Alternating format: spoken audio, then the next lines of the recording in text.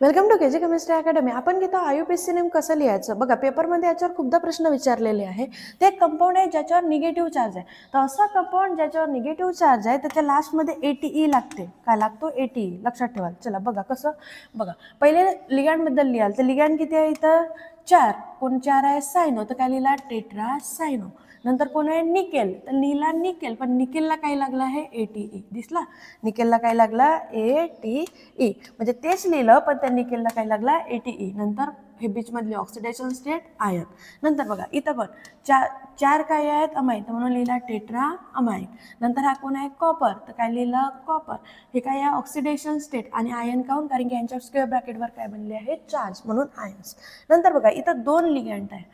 दिसतंय? 2 लिगँड आहे. तर अल्फाबेटिकलनुसार जे पहिले येतात त्याला पहिले लिहा. तर बघा, अमाईन पहिले येतो, तर म्हणून काय लिहिला? Tetra amine. नंतर ब्रोमीन किती आहे? 2, म्हणून काय लिहिला? डायब्रोमो. नंतर काय आहे? प्लॅटिनम. तर म्हणून लिहिला प्लॅटिनम. नंतर इथं बघा, इथं लागणार नाही.